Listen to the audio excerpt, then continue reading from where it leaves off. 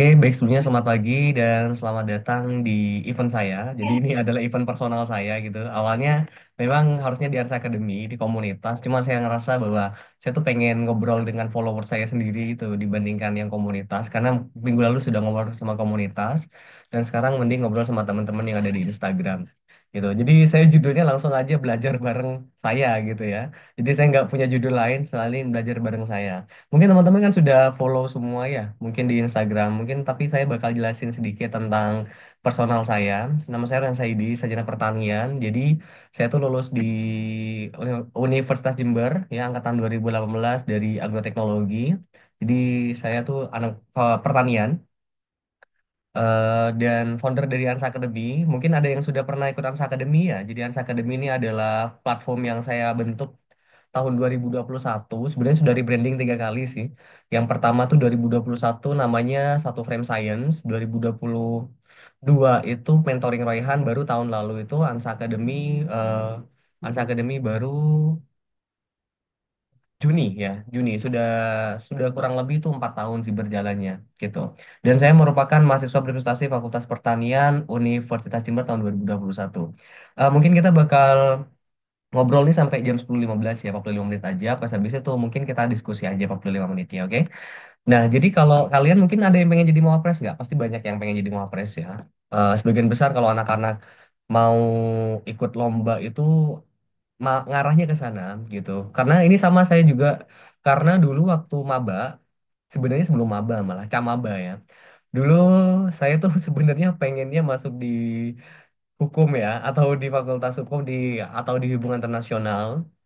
Kalau ditanya mimpinya, I wanna be a lawyer or foreign minister of foreign affairs gitu kan. Pengen jadi menteri luar negeri. Tapi pada akhirnya Tuhan tidak berkehendak gitu. Karena saya dari SMK, teman-teman, dari software engineering atau rekayasa perangkat lunak, ternyata saya cuma berharap di SNMPTN atau di SNBT ya kalau sekarang, SNBP ya atau prestasi. Dan ternyata di situ saya memang pengen milih UNED aja gitu karena menurut saya memang saya juga dari sini ya, walaupun saya orang Sumeneb tapi orang tua saya kan ada apa namanya yang cewek itu di sini, jadi tiap tahun tuh pulang pengen banget gitu dari kecil gitu pengen kuliah di UNED tapi masuknya di hukum. Nah pada akhirnya nggak bisa, sedih ya karena waktu itu kayak di blacklist ya anak SMK yang mau masuk SNMPTN di hukum, di sosial, apalagi anak saintek ya itu nggak bisa kayak gitu. Di UB, di UNER itu nggak bisa juga gitu kan. Sedih sih waktu itu. Jadi untuk anak yang umur berapa ya waktu itu ya? 17 tahun yang pengen jadi I wanna be a lawyer and then maybe for a minister of foreign affairs and then uh, nggak bisa diwujud gitu. Sedih, tapi pada akhirnya uh, ada kesempatan masih gitu loh untuk mencoba di SNBP gitu di prestasi ini. Sebenarnya waktu itu di SNBP saya cuma nyantumin ya nyontok kalau waktu itu tiga tiga sertifikat ya, dan kebetulan SNMPTN atau SNBP itu yang saya pelajari bahwa itu bukan perihal tinggi-tinggian nilai, jago-jagoan lu punya apa sih namanya, lu tuh punya banyak achievement, no, tapi how to you create a strategy to reach SNMPTN atau SNBP gitu kan. Pada akhirnya pilihan pertama saya itu masuk di agroteknologi karena dulu apa ya sering ini kata ke guru tuh, Bu ini yang bagus tuh yang mana gitu, tapi pengen masuk UNED. Terus bilangnya Fakultas Pertanian aja Han gitu. Ternyata ini pertanian nih belajar apa kata gue gitu kan. Kalau di pertanian nanti belajar apa ya gitu, masa masih belajar nyangkul gitu. Itu tuh masih mindset pertama, tapi nggak apa-apa lah Bu gitu milih agroteknologi karena apa, jujur nih namanya keren aja sih, karena agroteknologi gitu dibandingkan kayak yang lain menurut saya tuh lebih, dan peluangnya waktu itu lebih banyak 940 sorry, eh 66 pagu kalau nggak salah yang milih agroteknologi. Pilihan kedua di Fakultas Hukum tapi di UTM Bangkalan ya. Pas pilihan kedua ketiga tuh di Ilmu Komunikasi di Universitas UTM juga kayak gitu. Kayak nothing tulus aja gitu. Kayak ya udahlah kalau memang nggak diterima ya udah gitu kan. Kalau diterima ya alhamdulillah, kalau nggak diterima ya nyoba di SNBT aja gitu. Tapi belajar lagi anak SMK kalau kalau udah ngelihat apa soal SBMPTN itu udah pusing pol udah. kayak ini soal macam apa gitu kan. Satu soal aja saya nggak ngerti nih, soalnya kita nggak pernah belajar yang kayak gitu ya, gitu. Nah, habis itu malah tanggal 17 April, ingat banget saya itu 17 April itu pengumuman SNMPTN gitu. Saya nggak berani buka, paling lo udah kayak ini nggak mungkin keterima sih, santai aja deh kata saya gitu. Nggak mungkin keterima kata saya gitu kan. Pas pada akhirnya eh, pas pada akhirnya dibukain sama temen gitu kan jam 5 sore jam 17.00. Waktu itu saya nggak punya paketan yang Google gitu kan, cuma punya paketannya WA. Waktu itu bilang, Han Royhan, kamu pengen lihat gak ini punyamu ini nih gitu. Dia excited, jadi saya tuh ikut excited gitu kan. Oh iya dah ya, wes nggak apa-apa, kirim aja gitu. Pas ternyata keterima gitu.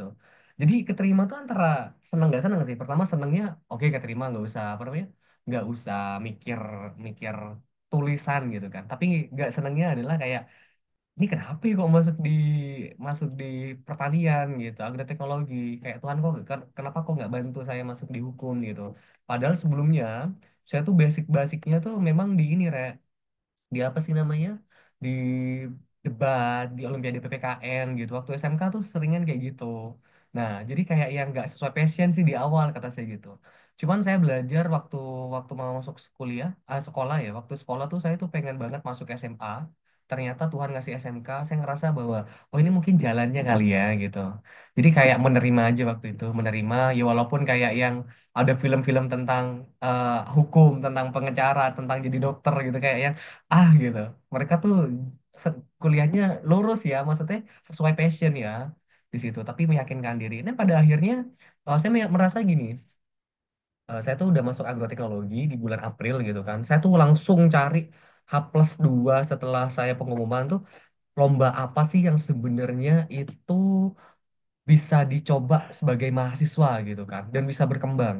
Pada akhirnya yang pengen saya coba adalah pengen jadi mawapres. Banyak tuh saya PKM, mawapres, PHBD, apalagi ya. Timnas macam-macam itu udah tahu saya -4 bulan sebelum saya masuk gitu. Jadi saya tuh kalau dibilang ambis sih ambis ya waktu itu ya. Jadi kayak yang oh pengen jadi mawapres gitu. Karena bagi saya mawapres tuh keren sih waktu itu gitu kan. Cari-cari di Google siapa sih yang pernah juara Mawapres UNED, Mawapres Fakultas Pertanian, Mawapres Nasional. Saya tuh DM beliau-beliaunya, saya follow mereka gitu. Beneran kayak gitu dulu. Jadi tahu Mbak Bian ya Mawapres 2018 itu pertama kali itu sebelum kuliah malah gara-gara DM itu sampai sekarang kenal baik gitu kan. Jadi kayak like a dream come true sih waktu itu. Nah, kalau jadi Mawapres tuh 2020 tuh nyoba, ternyata masih juara dua gitu kan.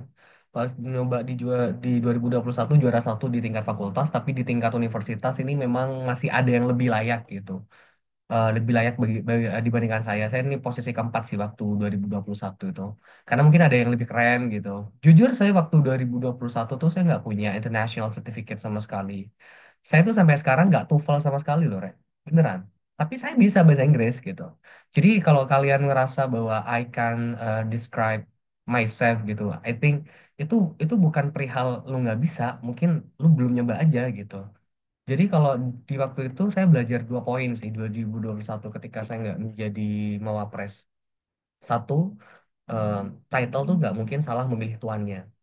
I think maybe kita juara dua atau juara tiga pada akhirnya atau kita nggak juara gitu. Mungkin ada yang lebih deserve atau mungkin ada yang lebih keras usahanya gitu. Itu sih yang poin yang ingin saya highlight di 2021 itu. Bahwa ya juara itu nggak mungkin salah memilih tuannya gitu. Kalau seumpamanya kalian gagal juara, mungkin ada temennya yang lebih ini loh, apa namanya, ada yang lebih deserve dari kalian. Itu satu.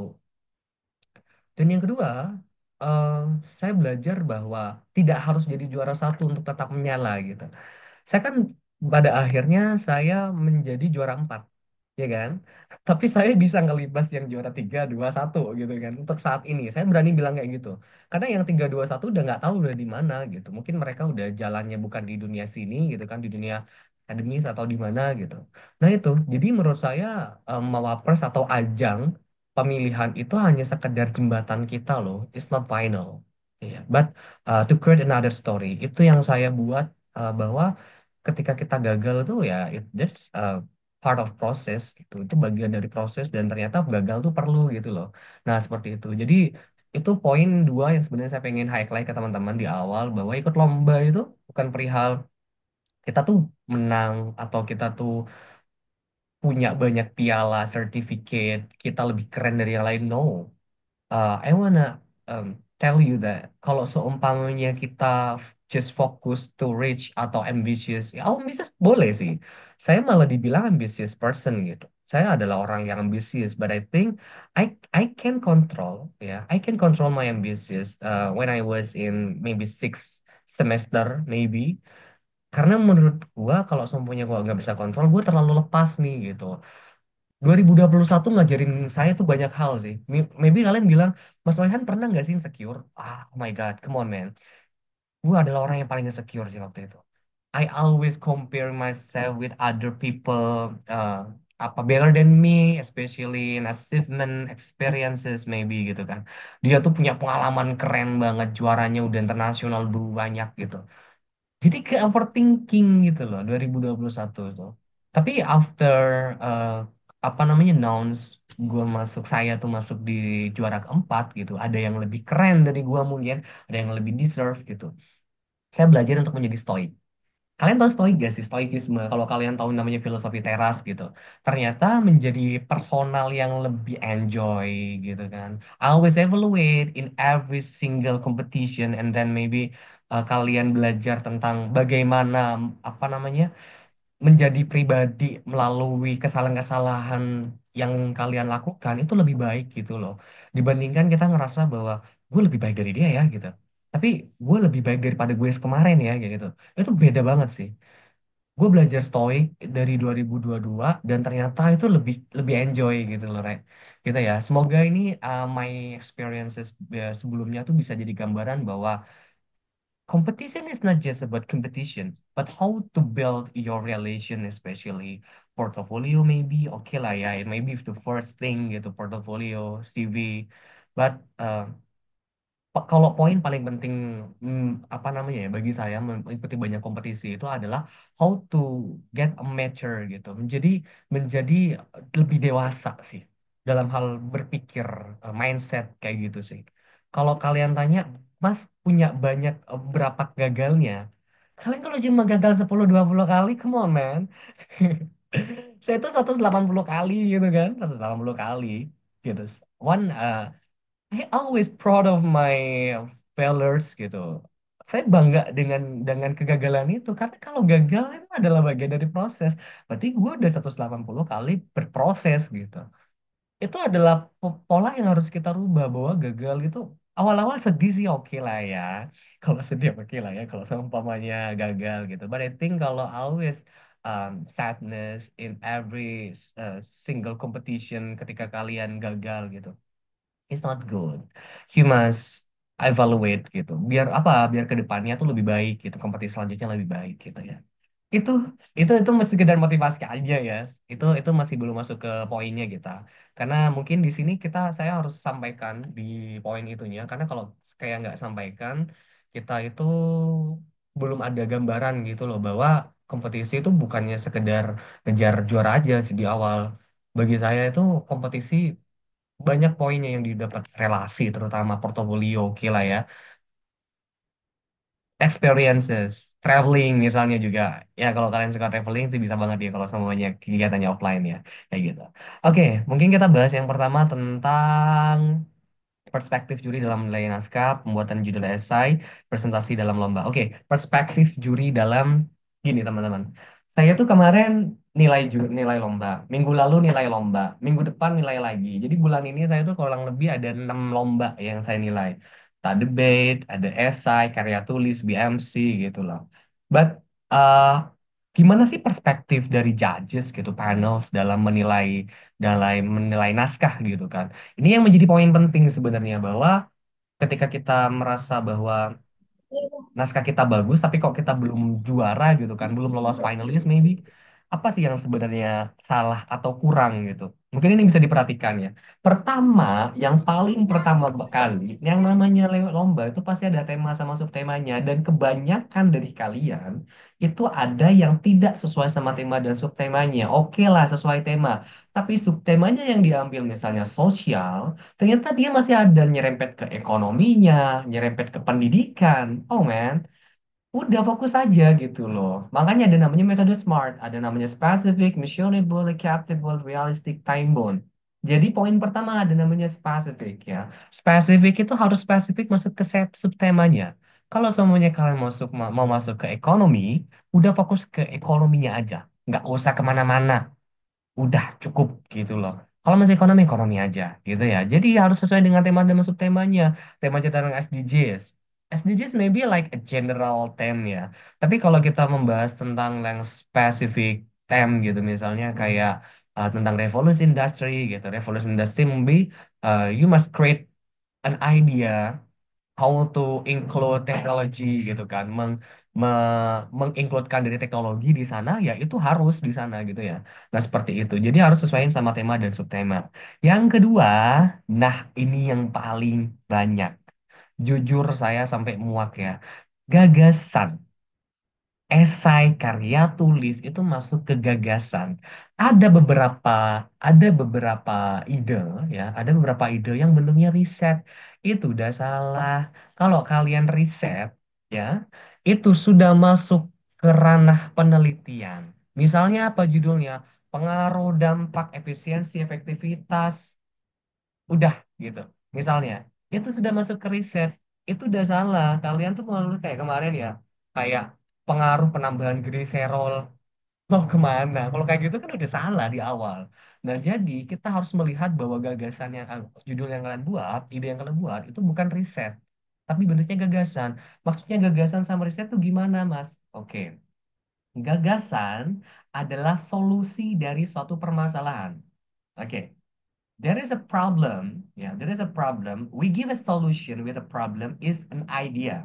Jadi kita memberikan solusi dari suatu permasalahan itu adalah ide. But riset, dia itu meriset atau meneliti, ya, apa yang paling baik dari yang kita risetkan, penelitikan, beda. Jadi misalnya ada variabelnya di sana, ada parameternya di sana gitu, ada analisis datanya, itu masuk ke riset gitu ya. Tapi kalau gagasan, Mas, aku pengen buat ide esai, cuman nggak diimplementasikan, bisa nggak ya? Bisa, nggak ada masalah gitu ya. Jadi kalau kalian mau buat esai itu gagasan, bukan riset. Itu yang salahnya di awal ya, kayak gitu. Pas yang selanjutnya, nah, sisi penulisan, tipografi, sama bahasa. Jelas ya, kita kan bahas tentang lomba kepenulisan. Kepenulisannya menjadi poin yang penting. Saya bakal jelaskan beberapa poin ntar lagi ya. Gimana, apa namanya, gimana mencari, apa, pembuatan tulisan itu menjadi hal penting. Gitu ya, terutama di sisi tipografinya, bahasa yang digunakan, ya sisi penulisan. Namanya juga karya tulis gitu kan, atau eh, lomba kepenulisan. Jadi penulisan itu menjadi hal yang penting juga, gitu ya. Jadi jangan ngarang, bisa dibilang. Ini contohnya, ini saya langsung contohkan aja. Ini proofreading dari anak-anak saya nih sebenarnya. Jadi proofreadingnya itu, ini contohnya ya, anak hukum. Curriculum, sorry, ini judul pertamanya dia. Curriculum Inovasi Legal Legislasi Pendidikan Berbasis Crowdsourcing sebagai wadah partisipasi generasi muda dalam reformasi kurikulum demokratis. Dia bilang seperti ini, oke? Dia anak-anak sosial. Nah, saya bilang gini, ini bentuknya aplikasi atau program, nggak jelas. Kita nggak ngerti nih bentuknya apa. Kalau emang aplikasi, ditambahkan kata aplikasinya saja, soalnya jadi rancu. Ini jadinya bentuknya kita bingung gitu kan. Pertama, pas ini ada banyak poin yang kurang efektif. Ya, nah ini contohnya. Legislasi pendidikan itu nggak ada.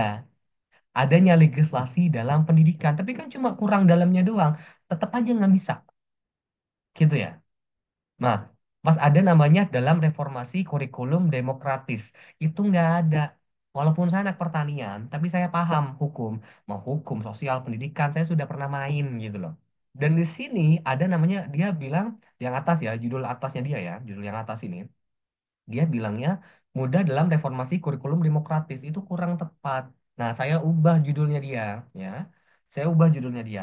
Platform partisipasi anak muda dalam reformasi kurikulum pendidikan berbasis demokratisasi. Jadi, kurikulum pendidikan, ya, kurikulum di pendidikan berbasis demokratisasi melalui kurikulum dengan metode crowdsourcing.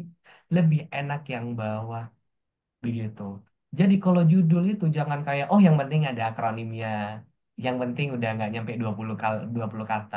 Nggak gitu. Beda.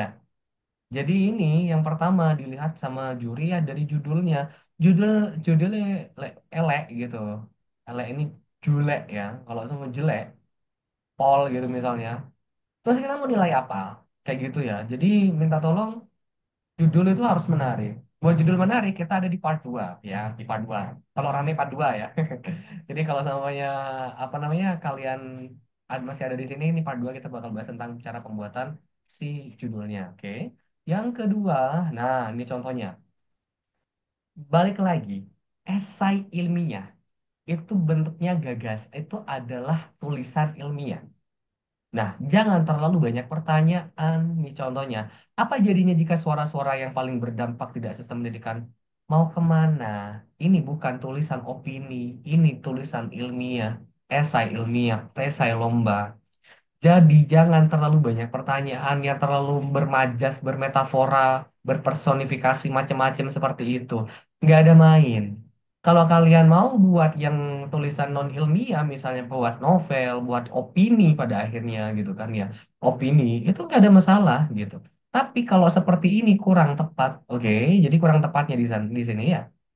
Kayak gitu. Pas langsung ke poin intinya masalahnya aja, jangan terlalu naratif begini. Nah, kalau saya personal memang ada yang suka naratif, tapi saya nggak suka yang terlalu naratif sih. Saya tuh lebih suka yang langsung to the point gitu. Maksudnya tuh dalam satu kalimat ya, dalam satu paragraf pertama tuh ada poin, ada topik utamanya. Ini kan nggak jelas nih topik utamanya apa nih. Nih, ini juga agak jelas. Kebijakan pendidikan sering diteruskan dengan pendekatan top down. Ini di mana keputusan ini bukan topik utama. Nggak bisa. Topik utama tuh jelas bahwa misalnya tentang pendidikan itu adalah hak setiap warga negara. Udah jelas bahwa pendidikan ini menjadi poin penting di dalam hak dari setiap warga negara. Dijelaskan habis itu di kalimat-kalimatnya. Begono. Jadi yang seperti ini kita perhatikan, bukan tidak perhatikan ya anak-anak. Begitu. Habis itu, nah ini cantik, maksimal. Jadi gini, dalam satu paragraf minimal tuh 3 kalimat. Jadi kalau sebenarnya kurang dari 1 kalimat itu belum bisa dibilang kita paragraf. Tapi kan ini banyak banget Mas, walaupun kayak gitu, tapi kalian masih satu paragraf, satu kalimat atau 2 kalimat tuh belum paragraf, gitu ya. Jadi paragraf tuh minimal 3 kalimat. Tapi saya menyesuaikan maksimalnya aja itu ada 5 kalimat, jangan panjang-panjang gitu ya. Jadi kalau panjang itu jelek jadinya, ya. Pas kalau bisa buat referensi itu 5 tahun terakhir, oke. Jadi kita perhatikan loh, bukan nggak perhatikan tuh. Nah, pasti referensi yang kalian gunakan gitu ya. Penulisan-penulisan juga ya. Habis itu kesimpulan. Nah, kesimpulan itu cukup 1 paragraf aja. Kalian jangan ini kebanyakan. Gitu kayak ngasih saran macam-macam itu nggak usah ya. Ini kesimpulan tuh 1 paragraf aja. Cukup. Itu poinnya adalah apa yang sebenarnya bisa menjadi overview dari si idenya. Begitu anak-anak. Oke, jadi kalian tuh jangan sampai buat yang macam-macam gitu kesimpulannya. Nah, itu tadi. Jadi perspektif kita sebagai juri itu melihat tuh yang dari sisi naskah jelas, dari sisi ide jelas gitu. Terus gimana Mas lagi dari sisi penilaian sih misalnya. Jadi penilaian tuh menjadi poin penting juga di dalam apa namanya misalnya di dalam panduannya tuh penilaiannya apa kayak gitu ya. Itu jadi poin penting juga gitu nanti. Oke. Pas yang selanjutnya kita buat judul esai. Nah, judul esai saya nggak mau terlalu teoretik di sini. Sebenarnya saya ada 4 cara sih salah cara buat judul esai itu. Ada judul akronim, ada judul praktis, ada judul filosofis, ada judul singkatan. Oke, saya bakal contohin. Di Instagram saya ada. Coba lihat di 28 judul esai itu ya. Itu tuh bisa sih kalian kalau memang mau nyoba, oke? Habis itu nih ada saya buat contohkan. Sebenarnya kalau mau buat judulnya yang kayak gimana yang bagus? Nih contoh ya. Coba kalian lihat dari judul. Ini saya buat sendiri judulnya ya. Ini contoh. Pemanfaatan limbah. Oh, saya contohkan langsung pakai Instagram saya aja ya. Ntar, ntar ya.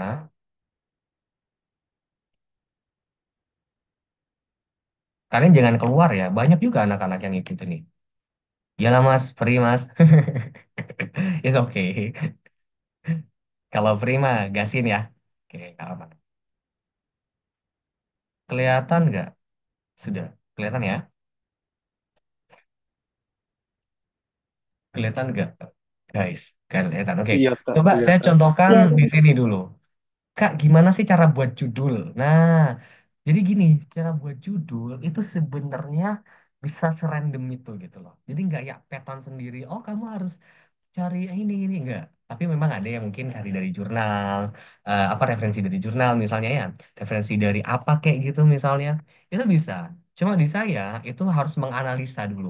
Nah kayak kemarin tuh kan Jumbo lagi viral tuh ya, mungkin saya nggak tahu kalian tuh lihat konten saya yang ini apa enggak. Cuma kan ini viral, saya kepikiran apa ya, saya tuh tidak pengen apa namanya, tidak pengen kehilangan hype dari si Jumbonya ini gitu loh. Jadi saya tuh pengen apa sih namanya? Saya tuh pengen Jumbo ini dijadikan konten juga. Pada akhirnya saya tuh pengennya apa kontennya ya konten-konten tentang judul esai gitu. Dan itu masalahnya itu yang ada di Jumbo gitu loh. Nah itu contohnya ya. Kalian kalau lihat Jumbo, lihat gak sih? Saya tuh bukan promosi Jumbo ya. Kayaknya promosi Jumbo udah kelar juga kan. Udah 8 juta penonton itu. eh ini saya case-nya ada 5 dan ada masing-masing contoh judul esai contohnya ya. Don sering kena bully oleh teman-temannya. Jadi itu kan masalah yang di sana ya nggak sih? Jadi memang kita harus based on problem dulu. Jadi cari masalahnya dulu. Ini contohnya, contoh esainya. Aplikasi Kidaing sebagai langkah mengurangi angka perundungan di sekolah dasar dan menengah melalui metode FSM dan BT basis role playing. Ini kan masalahnya juga kena bully tentang mengurangi angka perundungan ya di sini ya. Dapat satu. Yang kedua misalnya, kaki Bang Acil sakit dan pakai penopang kaki, ya kan? Itu kan dia pakai penopang kaki kan. Habis itu buatlah ide namanya Tokyo.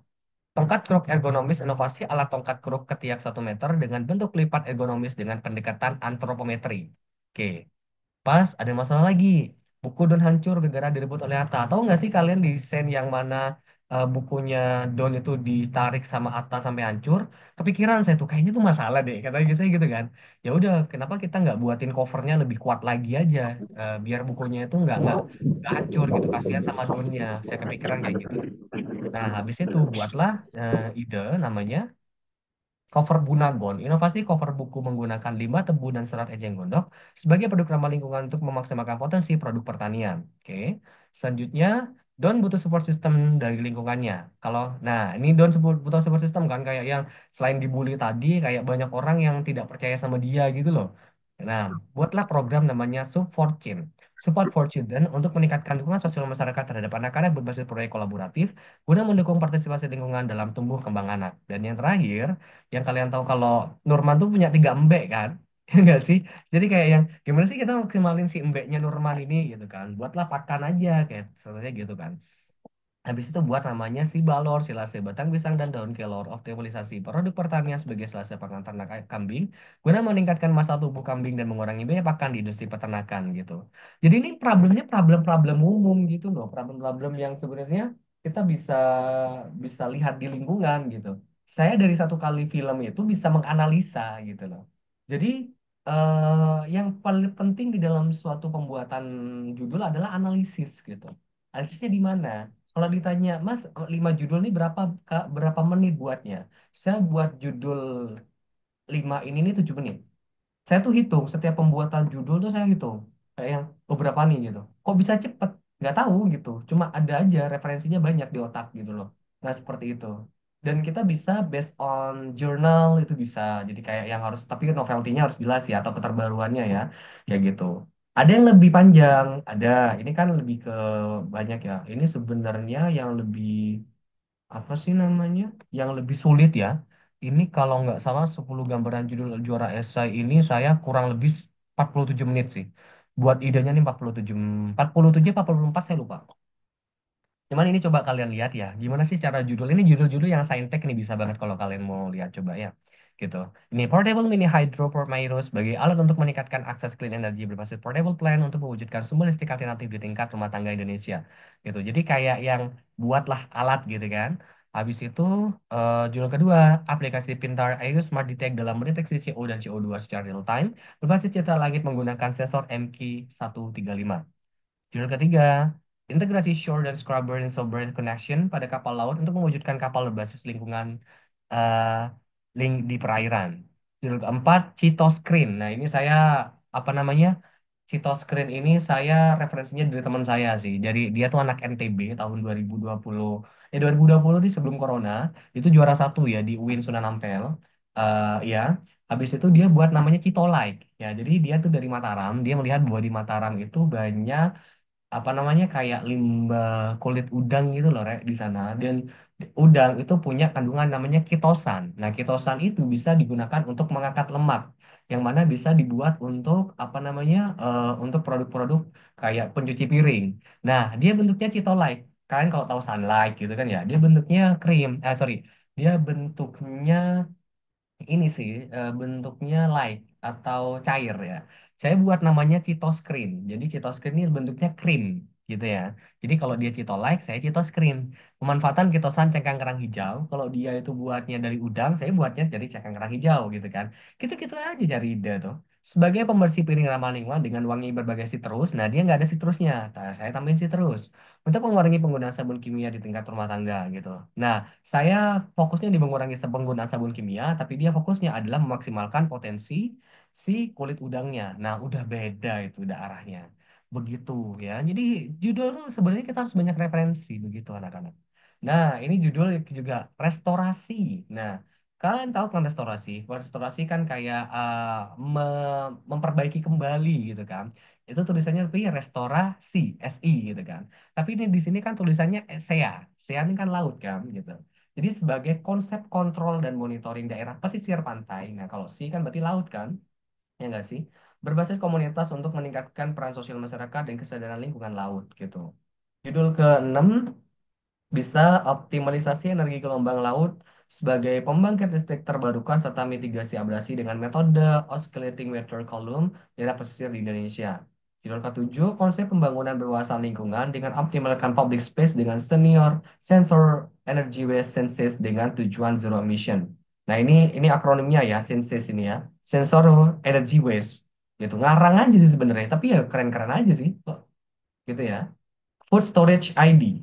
Aplikasi marketplace untuk meningkatkan kelayakan konsumsi makanan berbasis convolutional neural network technologies ke graphical information system guna meningkatkan ketahanan pangan nasional. Judul ke-9, Pendati, rancang bangun prototipe ramah lingkungan, penampung sampah di drainase air berbasis teknologi untuk mengurangi pencemaran sampah di perairan. Dan yang terakhir, Smart Home berbasis IoT dan panel surya, SAMTI, ini SAMTI ya. SAMTI, ini singkatan ya, SAMTI ini ya. Jadi smart home berbasis IoT dan panel surya dalam mendukung smart city konsep di Indonesia gitu. Jadi kalau mau buat judul itu memang harus menarik. Kenapa? Kayak ada something unik gitu loh. Oh, judulmu tuh bisa saya baca gitu. Dan saya sarankan, saran aja nih ya. Kalian kalau mau buat ide itu jangan aplikasi doang. Aduh, aplikasi itu udah banyak itu udah. Saya sampai sampai capek jadi juri itu yang isinya aplikasi semuanya. Gitu ya. Jadi kalau bisa buat yang bentuknya produk kayak alat, teknologi, program gitu, implementatif, metode gitu. Kalau aplikasi itu gampang, gampang buatnya, udah biasa gitu juga ya, kayak gitu sih. Jadi semoga ini jadi gambaran kalau yang pembuatan judul esai ya. Jadi kalian tuh bisa buat judul-judul yang bentuknya kayak gini. Maksimal itu saya kalau saya personal ya, saya itu akan masih memaklumi judul yang masih 25 kata itu masih aman. 20 sampai 25 kata masih aman. 25 kata lebih udah enggak. Gitu ya. Gitu anak-anak. Oke. Nah, dan yang terakhir kita bahas tentang presentasi. Presentasi. Kalian kalau di presentasi ini paling penting. Ya. Presentasi, kalau kalian merasa bahwa, oh, Kak, kan ini kan lomba tulisan. Presentasi itu penting nggak sih dipelajari? Penting pakai banget. Karena apa? Ini kejadian tahun 2020 di mana 2021 di mana teman saya itu sebenarnya dia itu juara 11 ya, juara 11 dan dia itu berarti nggak masuk 10 besar kan ya.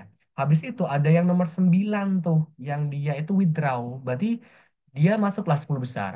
Tapi setelah presentasi, tanya jawab, dia bisa jadi juara satu. Beneran nih. Jadi walau awalnya kan bisa, berarti tidak ada langsung secara naskah dia jelek ya. Bisa dibilang jelek lah kata jurinya. Makanya kenapa dia sampai nggak masuk 10 besar sebelumnya. Tapi presentasinya menarik. Gimana sih kok bisa ya gitu kan.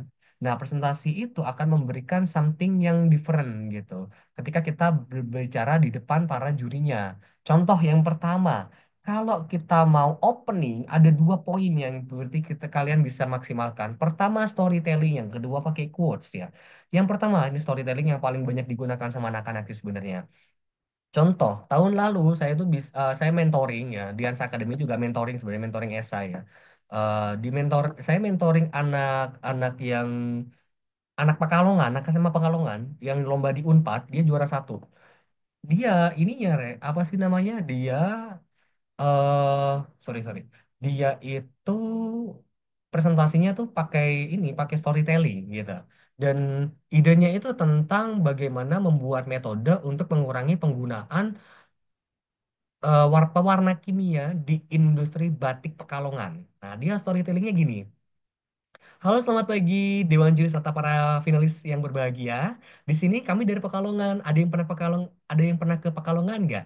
Nah, di Pekalongan ada budaya yang sangat terkenal yaitu batik Pekalongan. Tapi Dewan Juri dan teman-teman sekalian, ternyata batik Pekalongan tuh ada sisi lainnya, yaitu menggunakan pewarna kimia, di mana pewarna kimia ini sangat berbahaya bagi lingkungan.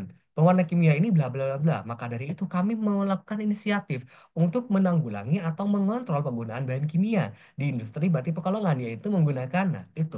Jadi dia bercerita di awal, is okay banget kalian mau storytelling di awal itu. Seperti itu ya. Jadi kalian mau storytelling di awal itu oke.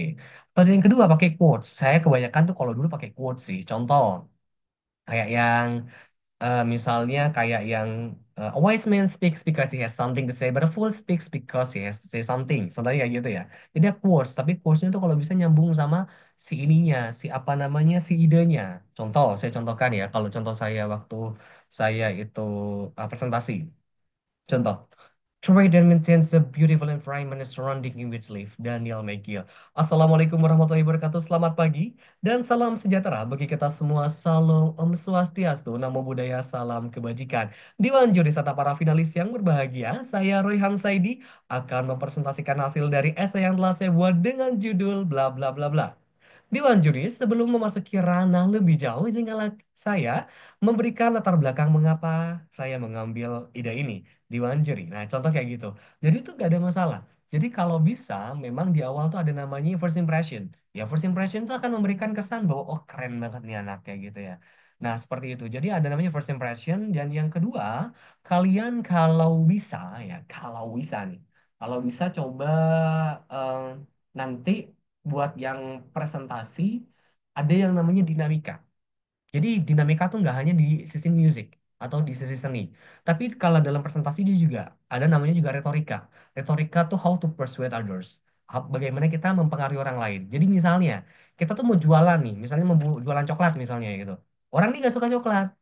Gimana caranya kita tuh orang ini nih suka coklat gitu dan beli. Sama di dalam presentasi sama.